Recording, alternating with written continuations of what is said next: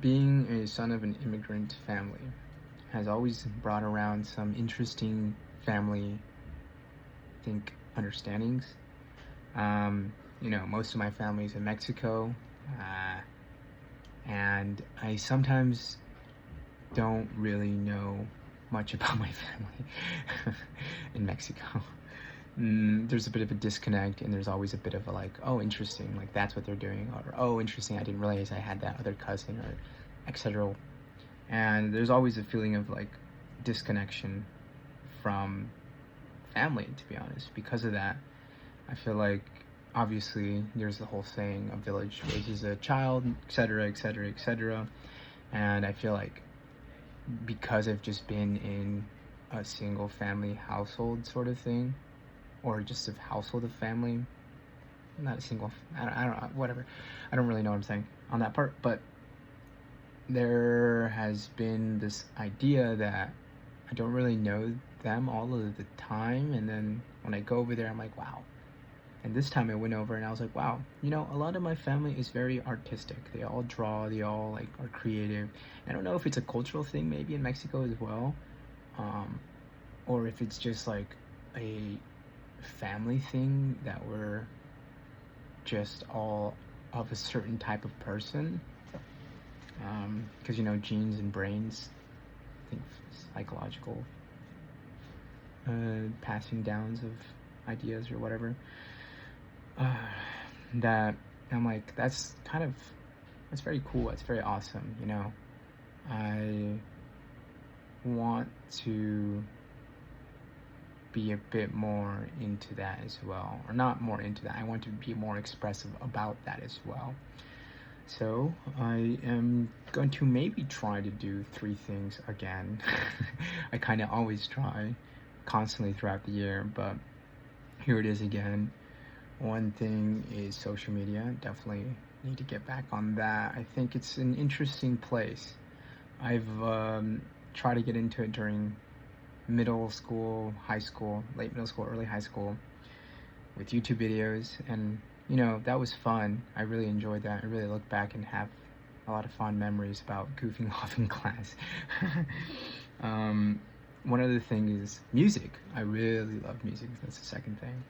And on the way back from my trip, I was actually finally organizing my running playlist. I have technically a couple of different running playlists. I have the overall like big playlist, marathon, and then I have like subset playlists within it that kind of just all funnel into the marathon playlist. The marathon playlist is really long, and the other ones are just like more vibes or genres of a sort.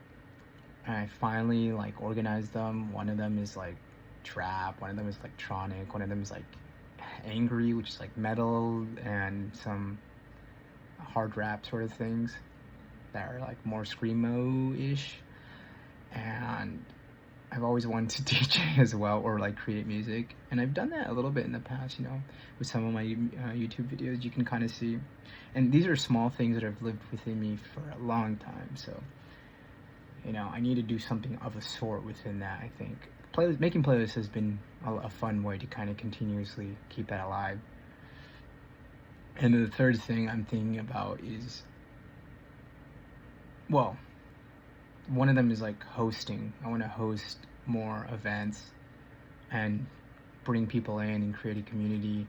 And that's also another great way to kind of get myself out there more, and get startup people maybe, or artistic people maybe, because I'm trying to think like maybe I want to help more artistic people, because I feel like I come from that family, and I've always been deeply appreciative of those people, because they've allowed me to see the world differently. Like, look at this cool thing. I love this. And I've realized the kind of art that I like as well a little bit. I think I really like sensual art. I don't know what that, like, there's something about the pink right there that kind of captivates me, and then the way that the gray comes in that little arrow, that it's just very like mesmerizing. I can't 100% put my finger on it yet, but things that are like very kawaii.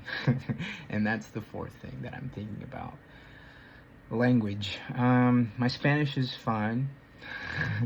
I did struggle a little bit to express myself here and there, but I feel like I can get past fair enough that I don't feel that I would feel confident enough to be able to talk to people.